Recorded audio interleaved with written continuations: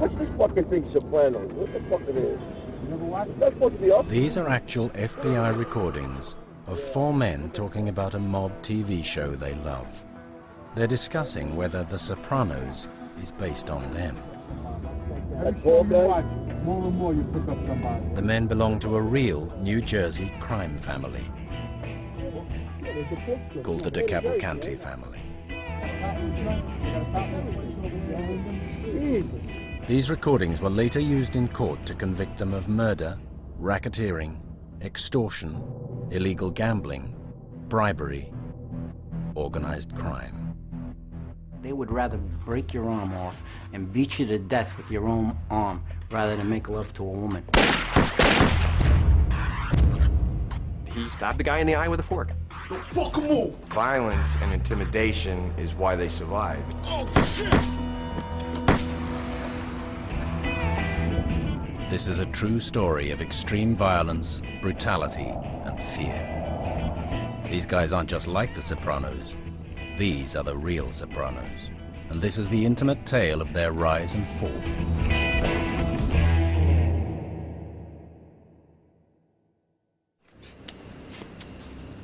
In the TV show The Sopranos, Tony Soprano is the head of a modern mob family. Violent, brutal, and ruthless. But there's something that's different about his family. Until The Sopranos came along, the mob had always been a New York thing. The show established the idea of the small-town mobster living in the epitome of suburbia, New Jersey. Yeah, it was cool. But there was a real New Jersey crime family before The Sopranos.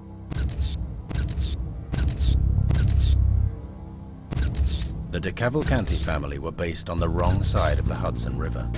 They were the smallest and oldest mob family in America. They called themselves the Jersey Mob. The world now knows them as the real Sopranos.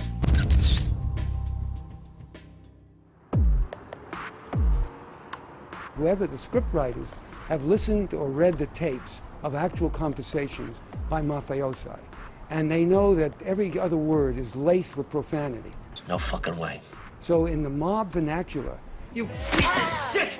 profanity serves both as a noun and a verb, Fuck all of them. an adjective, an adverb. Open the fucking door. Open the fucking door! It's every part of grammar. The similarities between the Sopranos and the real New Jersey mob don't stop at the way they speak. Both families hung out at a pork store, and the fictional Centani's is less than 200 yards from Sacco's, where the real mob could be found most mornings. You can walk around the corner. You can go to the real gangster pork store and then walk down the street and go to the TV pork store. Tony Soprano reveals his caring side when underboss Jackie Aprile dies of stomach cancer. In 1992, real DeCavalcanti underboss Jake Amari died of stomach cancer. But in the real New Jersey crime family, there was one man who could claim the most unbelievable parallels with the fictional New Jersey crime family. Vinnie Palermo, known as Vinnie Ocean, has the strongest claim to be the real Tony Soprano.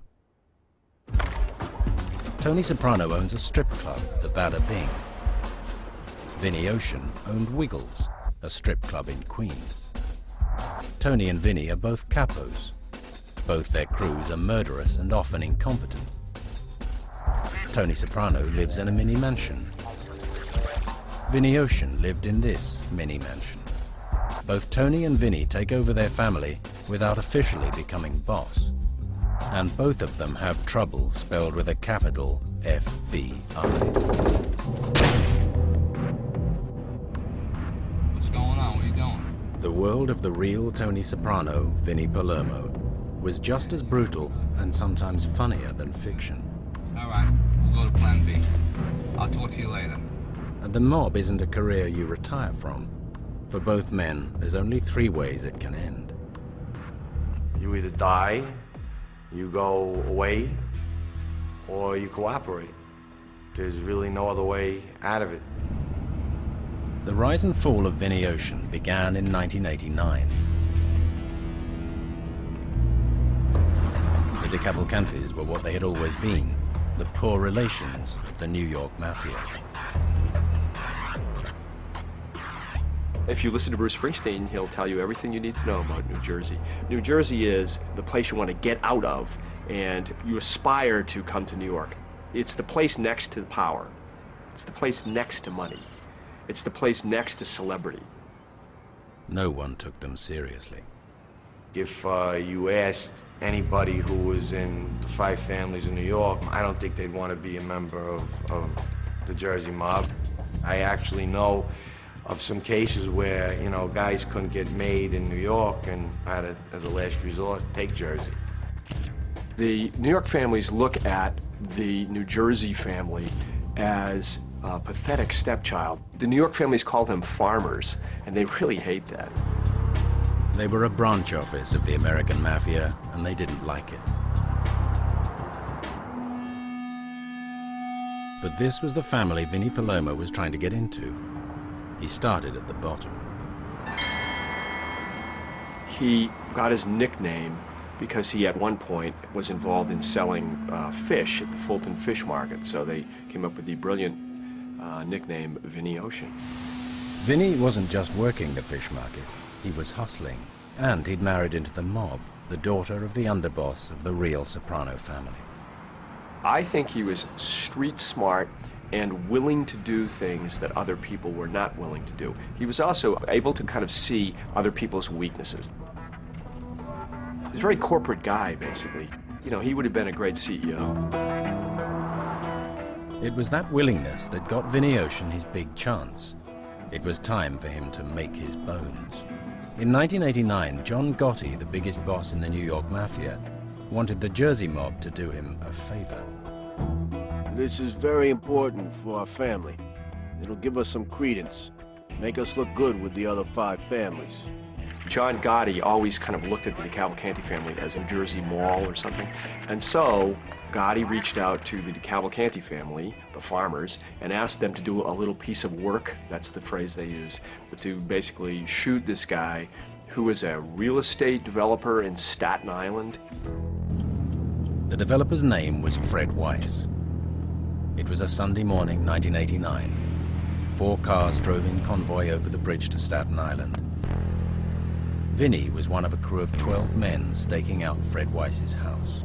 He comes walking out of his house on a September morning, September 11th, 1989, and he comes walking out of his door, and 2 guys walk up and shoot him in the face.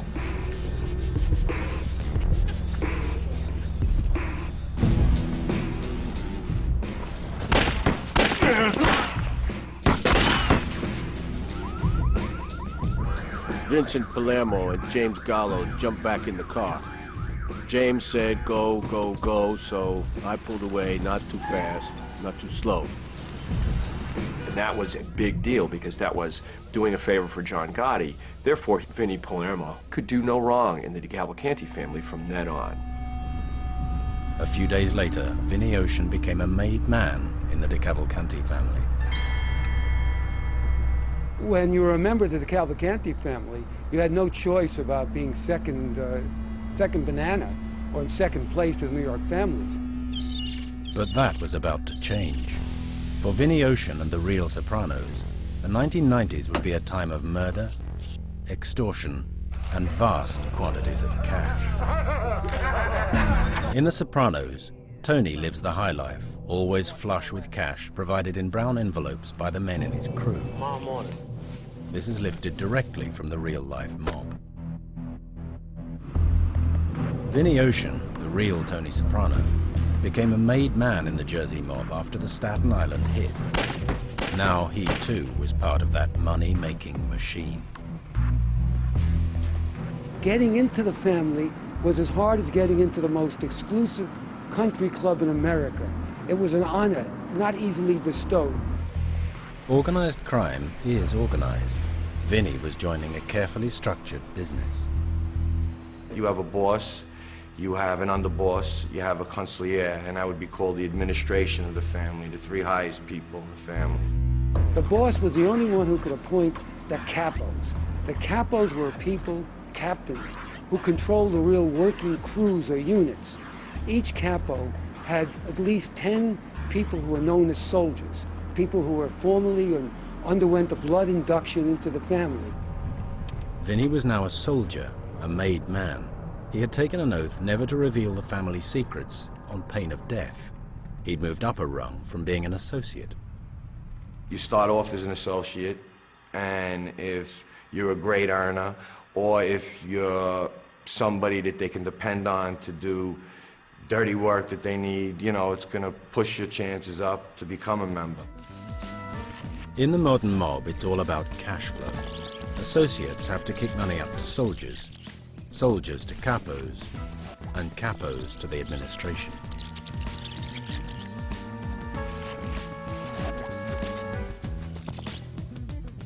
Vinny was given his own scams to run, his to make as much cash as he could from, as long as he kicked some of it upstairs. These were the classic mob schemes: money lending and illegal betting. As long as there's gambling and loan sharking, the mafia will be alive and well.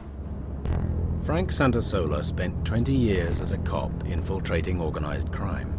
He knows better than anyone else how mob scams work, because he's done them himself. This is the Park Hill section of Yonkers, South Yonkers.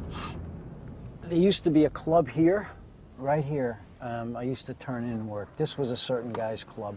Now, I don't know if it's still in operation, but I also used to buy homemade wine in the basement. Frank was working as a numbers runner, the bottom of the mob hierarchy. Most of Vinny Ocean's crew ran some sort of gambling operation. It's changed, you know, it's not what it used to be. The numbers was the unofficial mob lottery. People would bet on what 3 numbers would come up as the total gambled at the Brooklyn racecourse. Different outfits have different payouts. Like the outfit I worked for, they were paying 550 to 1. People love to gamble. Now, you didn't have to twist their arms. Everybody gambles. Anyone who knows anything about gambling in America would prefer a wager with the mob. They give you the best odds. There's no taxes. A lot of guys who gamble end up borrowing money, and if they can't go to the bank and say, I want to gamble $450,000, so what you do is you go to Vinny, and they say, yeah, no problem, I'll give you this money. Okay, no problem, and then you gamble it, and what happens? You lose. Just like Tony Soprano, Vinny Ocean put money out on the street at jaw-clenchingly high rates of interest. You run from me, you fucking cocksucker? Where's my fucking money? Say you borrowed $500, so, you know, it's like if I borrowed 5, I'd have to pay 8 back. So could you imagine if I borrowed 5 and I could not pay the principal back, and I'd have to come up with $300 a week to give you every week? I'll give you a fucking bone, you prick! Where's my fucking money? The Sopranos portrays a world where violence is the simple solution to every problem. That's just as true of the real mob. For most of the 20th century, the mob was an invisible government and presence in the New York metropolitan area, including New Jersey and Connecticut and Long Island. And they were into everything. The Cavalcantis controlled one of the important laborers' unions in the construction industry. They were involved in drug dealing. They extorted stores, auto crimes, medical fraud, insurance fraud, bank burglaries, murder, assaults. You name it, if there was money in it, they found a way to turn it into something. The alleged members of the Colombo crime family were indicted for loan sharking, labor corruption, extortion. The 90s was a good time for the Jersey mob. The FBI had hit the New York families hard, taking them down one by one in a series of huge cases. But the real Sopranos continued to fly under the radar. They live basically 2 lives. They have their little suburban scene going on with wives and kids, and then they also have their social club thing going on where everybody's hanging out and paying no attention to their family and scheming and making money and gambling and having a good time with their girlfriends. And of all the members of the Cavalcanti family, Vinny Ocean was having the best time of all. He was living upper middle class, Long Island existence with a wife, 2 kids who go to private school, and they would go to Disney World once a year. Vinny had a unique money-making enterprise. a main supply of clean cash. Wiggles. Yes, just like Tony, the real Sopranos owned a strip club. It's an all-nude club. We're not serving alcohol and girls dancing nude on stage. Thursday, Fridays, and Saturdays, that's where the big crowd is. And girls dance nude on stage, so that's the best thing you can see. And Wiggles was his wonderful source of what he called legitimate money. It was a perfect place. It was a cash business. Wiggles was meant to be Vinny's source of legitimate cash, but all it brought him was problems with the law. The new mayor of New York, also an Italian-American, wanted to clean up the city, and he wanted to start right here on Queens Boulevard.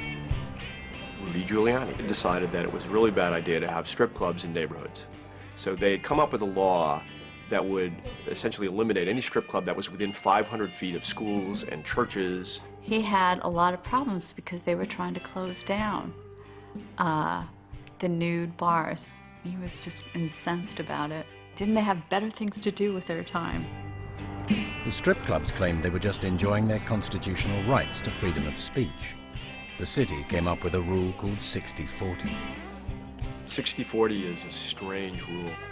If more than 60% of your business is a strip club, then you're a strip club and you can't exist within 500 feet of a church. But if just a little bit more, a little less than 40% is a strip club, you're all set. You're not really a strip club. The 60% of the club is empty right now.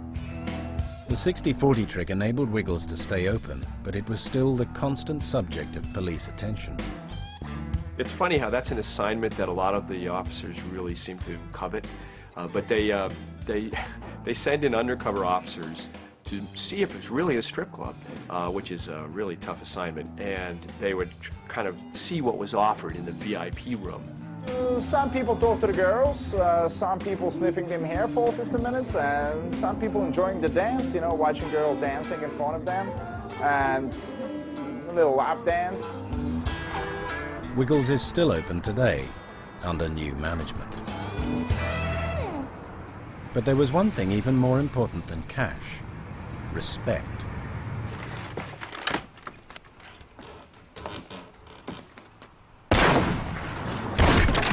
On TV, Tony Soprano was prepared to kill his oldest friend over a matter of respect. It was even more true for the real Sopranos, a mob family with a collective inferiority complex, terrified that New York didn't give them the respect they deserved. They cultivate an image of cool guys. That's how they recruit. It's not, you know, I mean, can you imagine that you'd be able to walk around a neighborhood in Brooklyn and say, hey, let's all become heroin dealers? That doesn't really work, even though they're heroin dealers.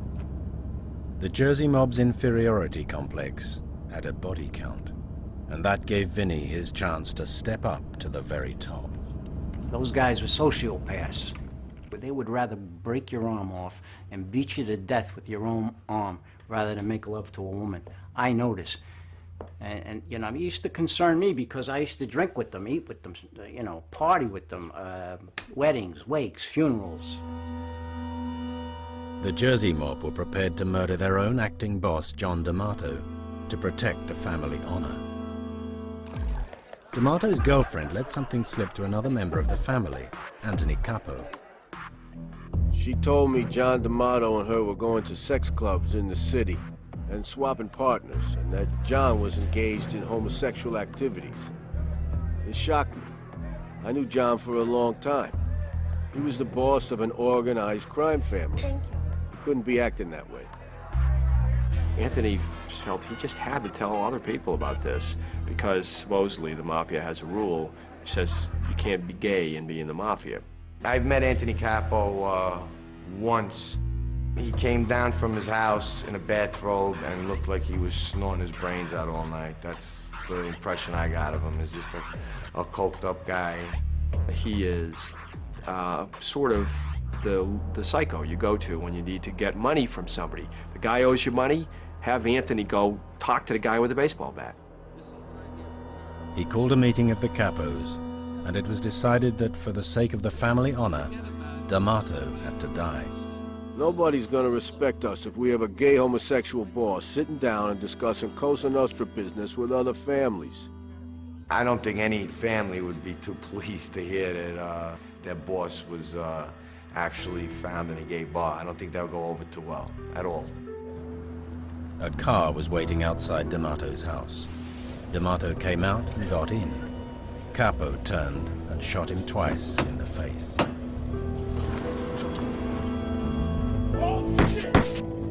They shot him in the back of a car and drove him to a garage and rolled him up in a rug and sent him upstate. Word gets back in 2 seconds. You know, a guy like that gets killed, you know, you're gonna find out about it real quick. And the rumors are gonna fly on who you think did it. As with most mob hits, they got away with it. Most of them are pretty clean job. You probably know exactly who did it, but in order to prove a murder case, you know, you need evidence, corroboration. With D'Amato dead, the family decided not to appoint a new boss. Instead, they appointed 3 capos to run the family. One of these men was Vinny Ocean. Vinny had reached the top of the mob. He was a rich man. But the icing on the cake for the real Sopranos was yet to come. It was 1998 and a new TV show hit the screens. The story of a New Jersey crime family. The Sopranos. Perfect. Thank you. It was the biggest audience and critical hit of the year. Above all, when The Sopranos hit the screen, it put the New Jersey mob on the map. The Sopranos made the Cavalcantis famous. Nobody knew about them before. So the Sopranos, in effect, were a terrific public relations boost for the Cavalcantis and gave them some kind of aura of pride, something they never had before. You're doing an excellent The real Jersey mob would take a break from extorting construction sites to watch The Sopranos do the same thing. And they loved it. It kind of gave them this almost romantic aura. They're TV stars.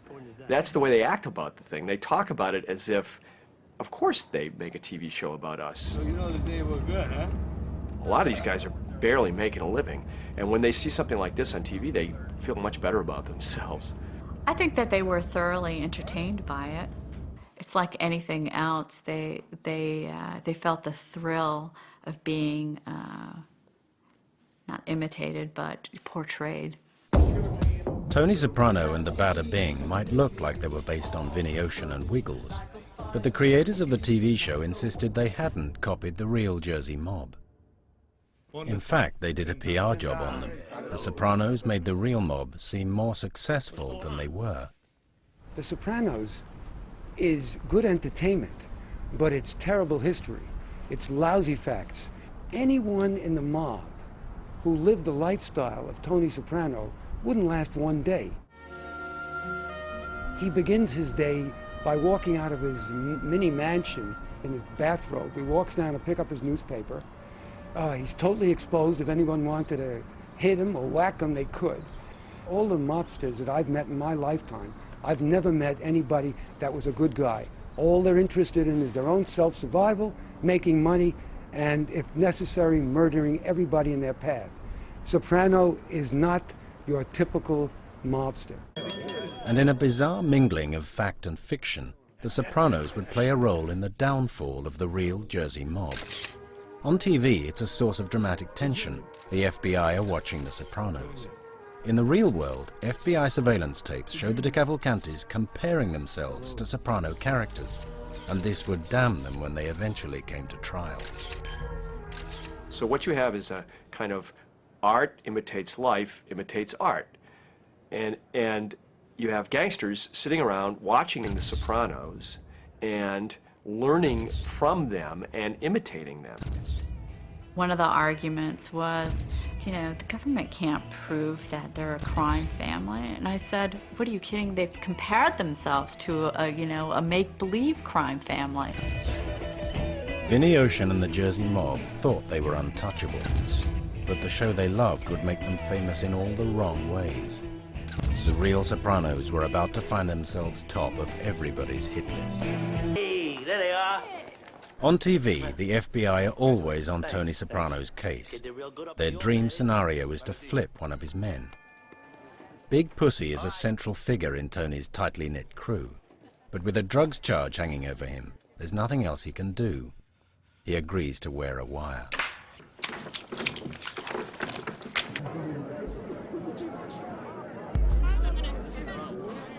With the fictional New Jersey mob making the headlines, the FBI were forced to do something about the real Sopranos.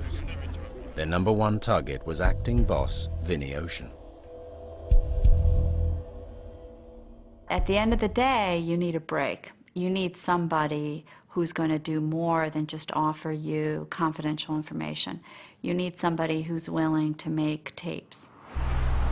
Maria got her break and Vinnie met his nemesis in the unlikely shape of a man called Ralphie Guarino.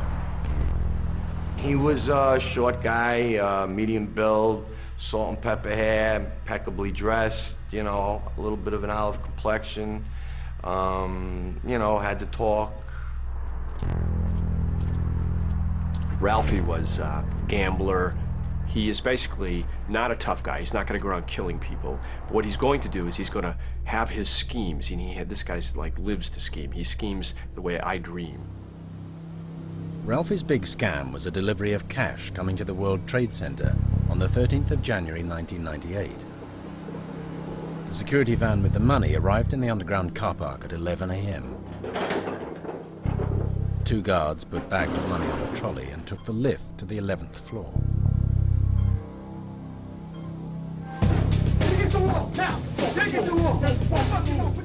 Would pull some guns out, grab these bags that were being transported by bank employees, and take the elevator down and get out of the building with bags of cash. They walked out of the building with $3 million in bags, as nonchalant as you like. As the elevator doors opened on the 11th floor. But the heist didn't go exactly as planned. As Ralphie later put it, the 3 guys he chose for the job turned out to be morons. They forgot that there were cameras all over the place. And in one particularly beautiful moment, they looked right up into the camera, which ended up on the front page of just about every newspaper the next morning. I don't know, within days they had all of them. They got off the lift at the wrong floor. Even worse, they'd taken foreign currency, useless to Ralphie. It was very amusing to the general New York population because here they were, they wore all these ski masks and they covered themselves up, and then they went out in the hallway, took everything off, and whoosh. The robbery was linked back to Ralphie almost immediately. A senior FBI agent turned up at his house and offered him one chance to stay out of jail.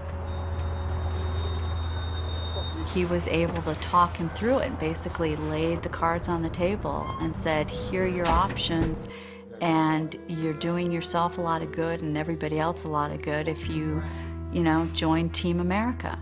And he did. He persuaded him. That's what it takes. So what we did was, rather than make a big publicity, we just recovered the money and we kept it quiet. Ralphie was now a rat. His job was to wear a wire and get close to Vinnie Ocean. If somebody suspects you and they do realize that you're taping them, you know, you're gonna get killed. There'd be some occasions where I would wear a wire. Ralphie was shown how to tape his friends. Frank Santasola is one of only a handful of cops who have ever infiltrated the mob. I tape it to my chest, between my and the breast area by the solar plexus, because it's indented there. And these guys are pretty smart. They're always bumping into you for a reason, to find out if you're wired. So there was a few ways of doing it. You know, and as you're doing this, for me, going through my mind is, my mission I knew that I had an hour and a half of recording time. So whatever information, I had to get it within that hour and a half, and that's plenty of time. So you hit the record button, you see the red light go on, so now you know it's recording. And then I always would say to myself, you know, I saw the red light. Because you know what? Emotions come into it. And sometimes your mind plays tricks on you. Did I put it on? Didn't I put it on? Now I know it's on. And now I'm live, I'm ready to go. Nobody's gonna... I'll look natural, right? Just like Frank, even once he got on the inside, Ralphie would never be sure he was safe. I remember walking into the social club, and there was no movement, and everybody's somber. So I walk up to the bar, and this guy Frank goes, "Hey, Cheech, we know you're a cop. Now we want you to take this money and get the fuck out of here." You know, you gotta sort of like think pretty quick. So I went to grab the money, and as I'm grabbing it, I'm saying, "Well, I know you think I'm a cop. I ain't, but I'm taking your money." And the guy puts his hand on mine, and he says, "Look, Cheech, we just have to, you know, we just got to make sure. We just got to make sure." This was the bar, right here. When did they flip you? Tell me. Don't lie. Flip. Ralphie had plenty to fear. The way the Sopranos dealt with their rat was realistic enough. No one saw the FBI visit Ralphie at home. As far as the family was concerned, he was a guy who had just pulled off a massive heist, and that made him welcome in the Jersey mob. Ralphie Guarino became the newest member of Vinny Ocean's crew. Ralphie comes into the family because he's making money. It's always about money. Forget the rest of the stuff. Forget about honorable guys and all this. It's about money. It's a business. Ralphie was put with Vinny's driver, Joey Masella, known as Joey O. Joey was really a poor schmuck. He was an errand boy, collecting large amounts of money for Vinny Palermo. Most guys in the modern mob were more like Joey than Vinny, scratching a living from disorganized crime. They managed to combine extreme violence with comical incompetence. A guy like Ralphie looked to Vinny like a godsend.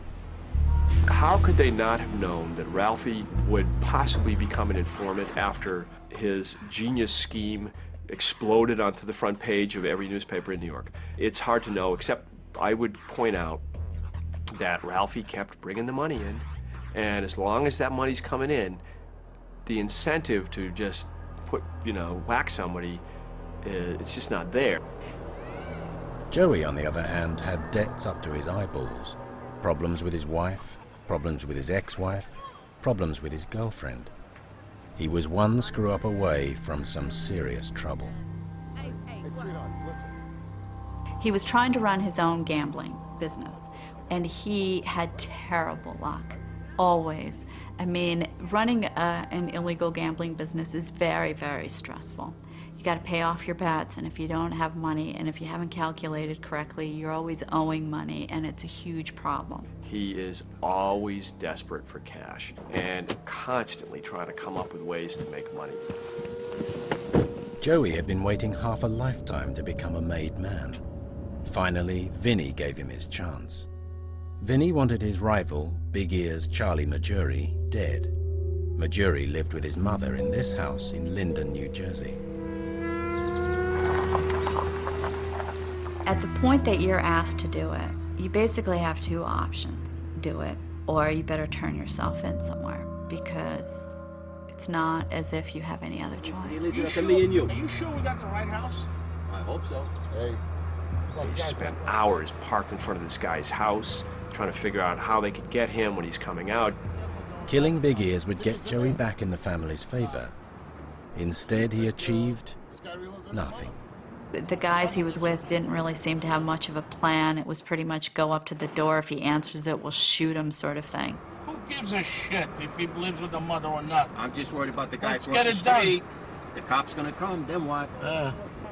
they spent hours till they realized that there was a state trooper parked next door who happened to live next door. They figured that probably might not be a good place to do that. Fuck it, you guys got nothing to do anyway. Finally, they just all gave up and drove off, and that was the end of it. And Joey Masella flew down to Florida, and he just said, "I'm not doing this. This is just, you got to set it up better than this." And that was Joey's big chance to be a made guy gone. But you have to ask yourself this question. Have you ever shot anybody? What's it like? How do you do it? How do you do it right? You go to school to learn how to do that? Joey went back to his version of everyday life. This is the business end of organized crime. Two guys in a car, driving round trying to think of ways to make money.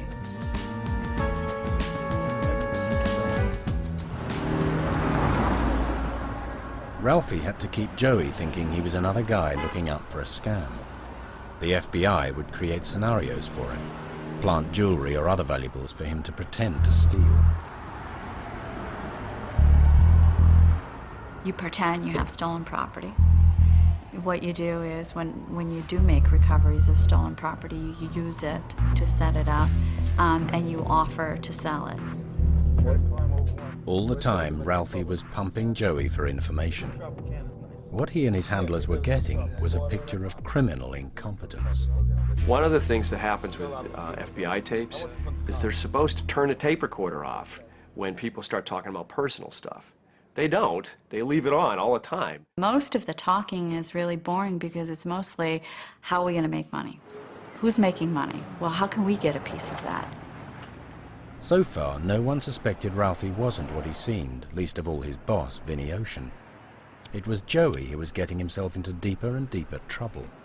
The Jersey mob could come over like the Keystone Cops, but these clowns packed real guns.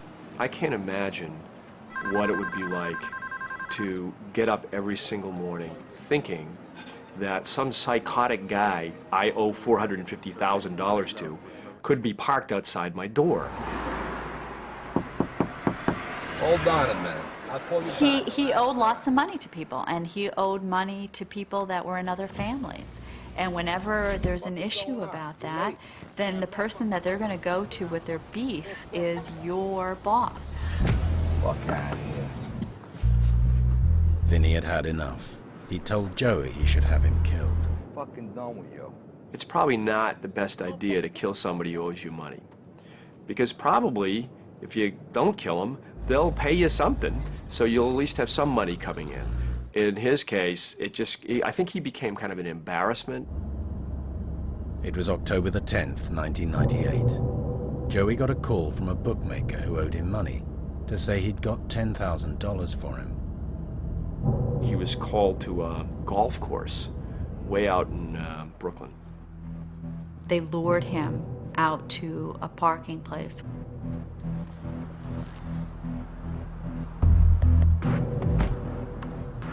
And somebody just pulled up and blew him away. And that was the end of Joey O. They were all trying to kill each other because everybody thought everybody else was becoming an informant. Of course, there was an informant. The FBI were listening all along, but they weren't getting what they needed. They didn't have evidence linking Vinny Ocean to the crimes his crew was committing.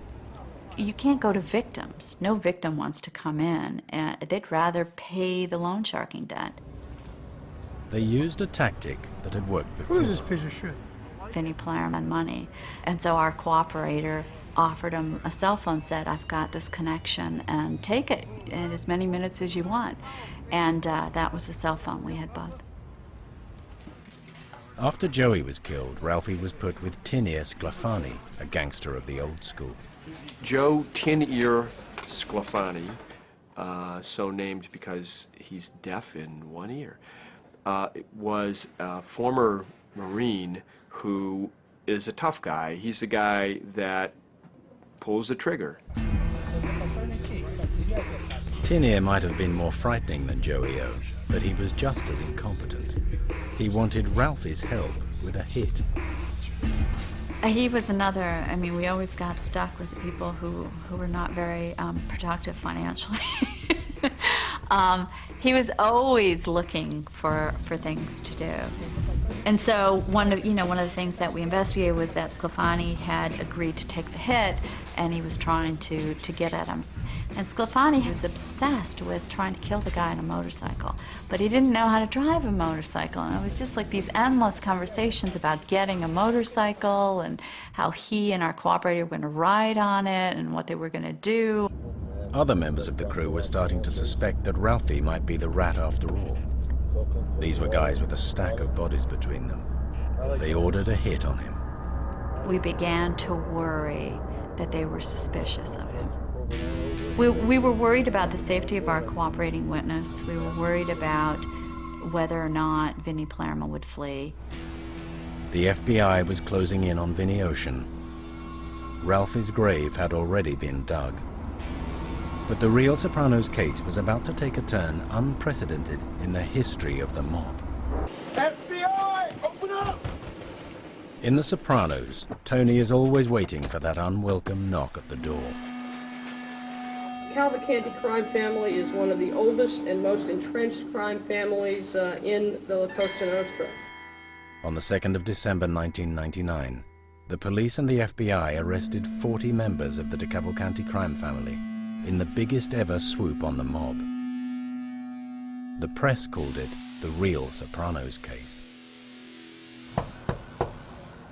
Vinnie Ocean, the real Tony Soprano, first thought about flight. On the day of the arrest, Vinnie Palermo was found under circumstances that would indicate he was leaving home. The day that we were supposed to take down the first case, I think 6 or 7 of the top defendants weren't home. He had a bag with him and money with him, and he was, he clearly was ready to take off. But Vinnie didn't get away. Like the rest of the family, he found himself in jail. The FBI had come for the De Cavalcantis, just like the 5 families in New York they tried to emulate. They effectively brought the whole family down, and they arrested almost everybody, which is kind of unprecedented. Vinnie was facing serious jail time. They included murder conspiracies, loan sharking, extortion, fraud, the interstate transportation of stolen property, all manner of charges. It was a very strong case, and there were very strong charges. When you're facing that, the stronger the charges, the more difficult it is to roll the dice. Vinnie Ocean was on the ruling committee of a mob family. He was meant to be a man of honor, to go down and do his time. But Vinnie Ocean wasn't entirely happy with that option. For somebody like Vinnie Palermo, who led a nice life and who had a business that he enjoyed and liked the legitimacy of being a business guy, and it's a very hard thing to then settle into prison for life. Vinnie's lawyer did a deal with the prosecutors. Vincent Vinnie Ocean Palermo agreed to cooperate. He flipped. And once Vinnie had flipped, the floodgates were open. You couldn't put the number of informants that came out of that case on a school bus. You couldn't fit them. There were so many of them. They were rushing to get in there. Everybody was trying to get their deal as fast as possible. A few old-timers like Tini Sclafani chose to do their time, but something fundamental had changed in the mob. Don't forget, years ago, guys went into that life because they really had nothing else. If they went to jail, sometimes it was almost an improvement. Today, a lot of these kids who become made guys are driving their father's brand new car at 15 years old, grow up in $1 million house. Of course, when you throw them in a cell, they're gonna cooperate. They've never been tested, and they've really been pampered most of their life. It was the end of the line for the De Cavalcanti family. The Jersey mob thought they were the real Sopranos. They aspired to be on the same level as the New York families, and they blew it. Listen, you look at a guy like John Gotti. Whatever he was, whatever he wasn't, You got to give the guy a little bit of credit because he was really treated like the lowest form of dirt in prison, and he never broke. You admire that kind of quality in somebody because he backed up what he said. The end game would play out very differently for Vinny Ocean. Well, Vinny Palermo ends up in WITSEC, the Witness Protection Program. He'll move in next to you. He'll become your neighbor. You have no idea who he is. He has a new name. His name is not Vinny Palermo. I'm sure he doesn't, go by the name Vinny Ocean when he moves into some suburb in Phoenix. The best days of the mob were well and truly over. Tony Soprano is always thinking about the good old days, when he thought that mafiosi were more Spartan, they were more loyal, they obeyed the oaths of Omerta, of how to conduct themselves as men of honor. But the so-called men of honor broke even their own rules. May I burn in hell if I betray my friends. In real life, they know that they're being watched, getting their pictures taken. They gotta watch that their phones are untapped. They gotta watch that the club that they hang in isn't bugged. They gotta be afraid now if the guy they're talking to is turn a wire on them. They're absolutely paranoid, but you have to be. There is no way they're as powerful today as they was, say, 30, 40, 20 years ago. Today, they're lucky they can get a reservation at a restaurant, really, literally. The mob looks finished as a viable career option, but as one opportunity ends, another one begins. Tony Sirico, the actor on the left, is convincing as Paulie Walnuts for a reason. Before he became an actor, Sirico was arrested 28 times and jailed for 7 years. Let's whack this cocksucker and be done with it. He limps because he was shot. The kind of guys who used to join the mob now play mobsters on The Sopranos. While the real Jersey mob do their time or hide away in witness protection, there's one mafia family that's alive and well and living in New Jersey for now. The Sopranos.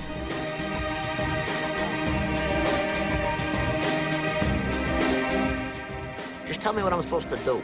You have to be honest with yourself. I know this is a powerful urge, but if you can't keep it in your pants, you have to stay away from her.